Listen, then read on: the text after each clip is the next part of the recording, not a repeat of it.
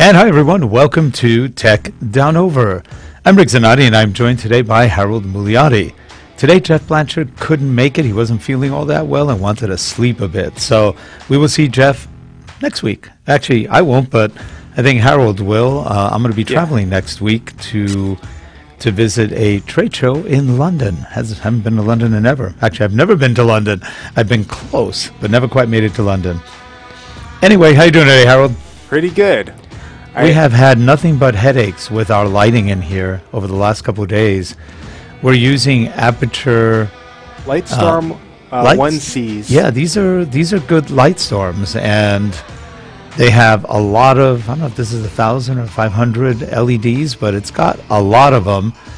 And we have had the biggest trouble getting these to work. I don't know if it's a vMix issue, a camera issue. We are using the Canon XF 705, and we just found out that we had it on the wrong frame rate for many shows. It's just something that got away from us. We had it at 1/48th. It should have been at 1/60th, because our shows are going out at 29.97 versus 23.97 or whatever. So anyway, we got that fixed, so it shouldn't be staccato when we move, at least when I move. But we have had some weird lighting issues. Now, we do have a green screen behind us. You can't tell right now, but possibly the green screen could be causing some issue as well. But anyway, we are working to resolve it. It's a little better today. We shall see.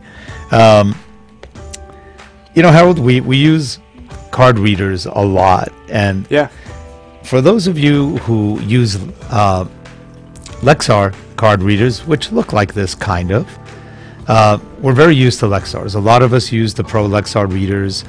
They do a very good job of reading just about any content. They're fairly fast, they're fairly stable, they do break, but they don't make them anymore. Lexar get out of the business, but some Lexar engineers and employees got together and formed a company called Prograde. Prograde is a professional developer of card readers and some other stuff. But this is a Prograde SDXC reader. It has 2 cards. Now, I haven't figured out yet if it reads one after another or if it reads... It can't read both simultaneously on Windows. We haven't figured out any way to do that. Maybe on a Mac it does, though I don't think so. But anyway, this runs on Macs. It runs on Windows. It's very fast. You get... If you have a 90 megabyte per second card, it will read 90 per second. If you have one of the 200 megabytes, it'll read that too. So very nice card readers. The cable is rather small, so I think they think you're on a laptop. Doesn't always work that well on a desktop, but you can get big cables. This is an, I think this is the 3.1A cable, and it also comes with a 3.1C, which is in the box. This is the box that comes with it. They're nice. They're pretty good, full grade card readers. They do a pretty good job. We've been using them on a heavy video shoot we've been doing right now, and they do a good job of reading the cards. They do what they're supposed to do. So anyway, we have been using them. They're good. Now, we also got a couple of things from... I had a look. What did I do with the box? Hello, box. Did you give me an Elgato box? Or? I didn't give you the box. Oh, no box. Okay, good. I haven't gone insane totally. So we've been also doing captures like we do here on the show we're using Magewell Pro Capture cards, which actually go in, they go in the PCIe boards, and they have 4 HDMI and 4 SDI inputs. They work really well. You're looking at both of them right now, both Harold and I. Well, Harold's actually on a webcam right now. Yeah, right now I am on a C922 from Logitech. C922. Good little webcam. I'm on an Canon XF 405 coming in through SDI in 1080p. We're both in 1080p. Now, this is the Elgato Pro 1080p Pro Capture card. So you put your HDMI out, your HDMI in. It comes with one cable, right? It comes with 2. It comes with an HDMI cable for your source, like your camera or whatever, and then it comes with the USB cable to connect to your machine. Oh, okay. This goes into USB 3.0. You can also do the HDMI out, but Okay. Yeah. Though this comes with well, this actually works with HDMI 3.0. It's a pretty good capture card. I think it was like $170, something like that. Not bad. It works well. Now, we compare these to the Magewells. There are some differences. The Magewells run a lot hotter. These don't. Yeah, as far as we can tell so far, we haven't used them for long periods yet. I think you may have seen some of the streams that we did on our channel. We just did a few test streams using the Elgato. It's that one that Rick is holding right now. Now, this I think is plastic on the outside. outside. The cases are plastic. So these are plastic. Magewell is metal. Big difference. This doesn't really generate that much heat, but I'm not quite sure why yet. This is the Pro version, which means you get a nicer box. What do I like better? The Magewells cost about twice as much. They're about $300, so this is a little less. But the Magewell seems to work better. It works as a webcam. So when you put in a Magewell, no special drivers, nothing. Yeah, it works. It just works right in. You just take your whatever you're using, OBS, Yep. Wirecast, vMix, and then it'll just recognize it basically straight away. Yep. This one you do need to install their Game Capture HD software. Yeah. After that, it usually it works pretty well. Sometimes it takes a little while to start up when you just connect it. Now, we also bought a different card, and we bought this more out of curiosity. This is an Elgato, this little fob. It has an HDMI here. It's got a USB here. It's a fob. This one is a 4K capture card. Look how small that is. Any heat on this one? Again, this one I've used even shorter, so I'm not so sure if this one heats up very much at all. Yeah, cheap plastic, but it's okay. The interesting thing with this is my concern is it's a dongle. It's going to hang. When you put an HDMI, it's going to put more weight on it. I wonder if this will break.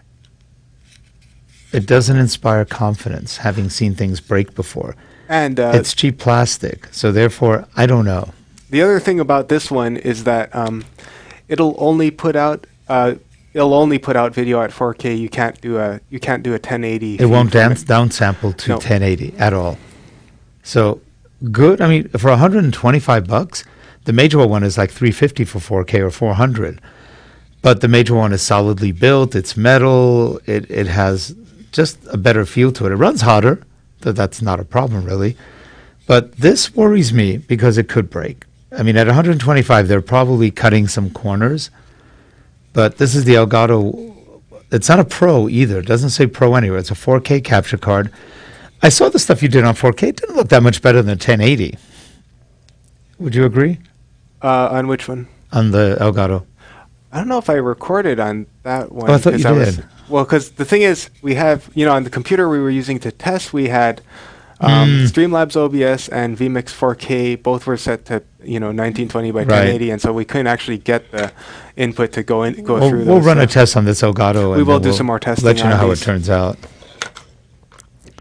So that's it on products today. They are good products. I mean, if you're looking for a capture card that works well, again, the Pro 1080p does a really good job. Most of the time, you don't need 4K unless you're doing some 4K gaming.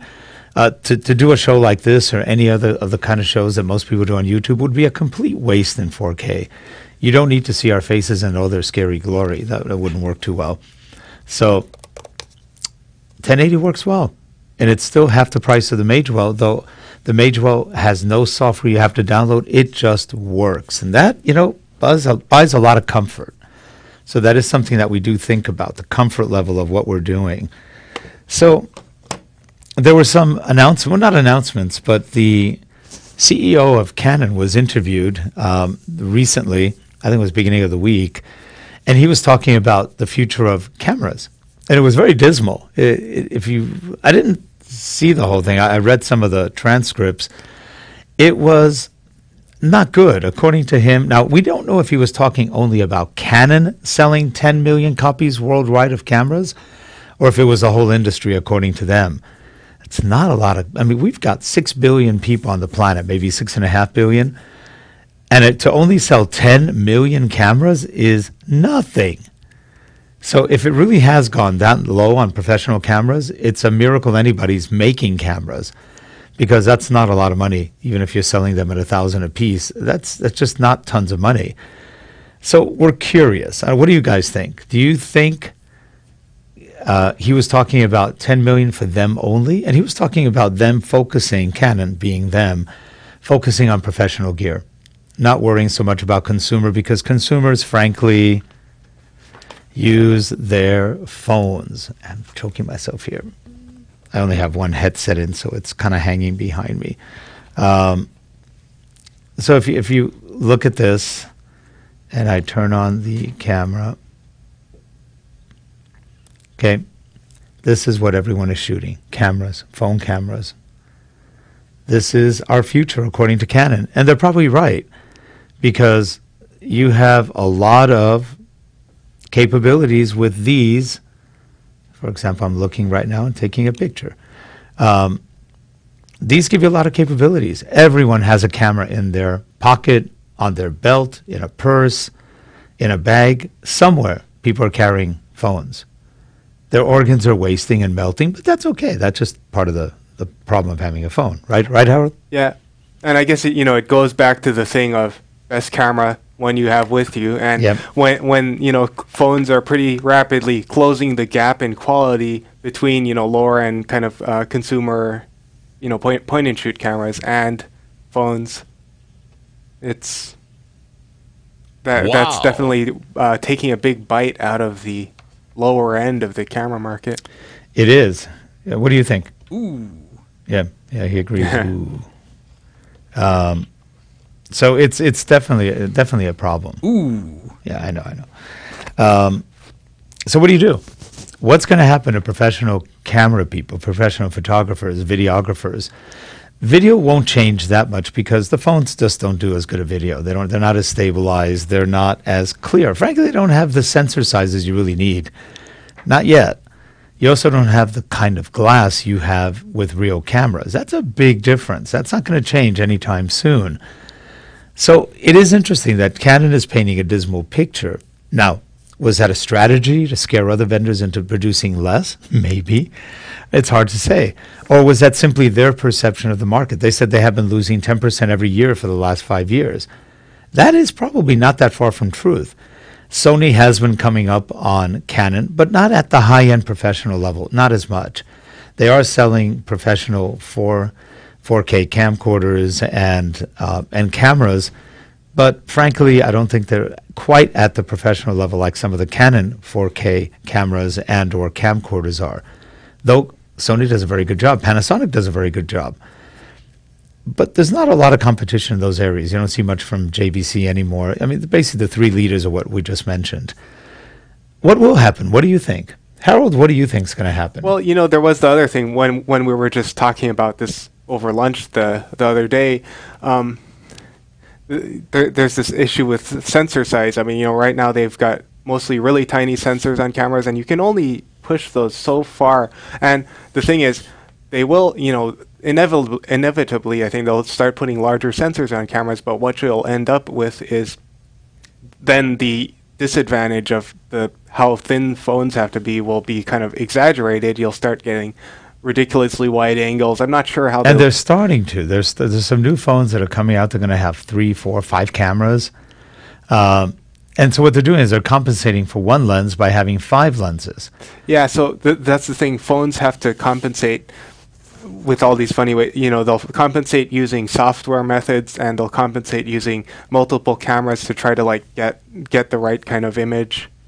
So, I think it is interesting because it's pushing camera development in these sort of specific directions that they wouldn't have gone without the popularity of phone cameras. But it is And drastically. that may be okay. Yeah. Because frankly, a camera is a camera until you get more to the professional level, and then you've got interchangeable lenses and everything else. That's really for people who want to go that much further. Let's face it. There are people who buy snap-on lenses for iPhones and for Android, and they're better, but you still have a glass issue. They're just not as good. You're not going to get a $100 adapter lens that's going to be as good as a $1,000 really high-quality lens with many elements. You're just not going to get that. But maybe maybe nobody cares. You've seen the quality of pictures out there. Most of it's bad. Some of it's good. Some of it's great. So I don't know. I think we are going to see cameras for quite a while still. In the professional area, we'll probably see more, and we will see. We will see what happens. I still think there's a little bit, and with Japanese companies, there's always a little bit of that ploy. Are we trying to get an upper hand on another company by making up stuff, by changing, by rumoring, scaring? So it's going to be interesting. I do think there is another possibility here where, because phones have lowered the barrier of entry to photography so low, where pretty much anyone can take as many pictures as they want, we will start seeing people that are. I think we will at some point start getting a lot more people who are getting more interested in photography because of that, and they'll want to do more things with their photos that they can't do with just a phone. That's true. And I think it's never going to. It will still be sort of a shrinking market, but I think we will get an influx of photographers and people interested in photography and videography. That's probably true. Well, that's our music. It is time to say goodbye. Doing a short show today. Any final points, Harold? Well, no, not really. Yeah, hopefully Geoff gets better if you're watching right now. Yep, feel better. We will see you guys next week. Or they will. Like I said, I'm going to be traveling for about a week. And I think we have a guest for next week, but I don't remember for sure. We'll find out. Anyway, have a good one, everyone. If you have any questions, put them down in the questions, or if you have any comments, put them down below us. We'll put links to the products we talked about today, the Prograde readers and the Elgato capture cards. Have a good one. Take care, and we will see you next week. Bye-bye, everyone. Bye, everyone.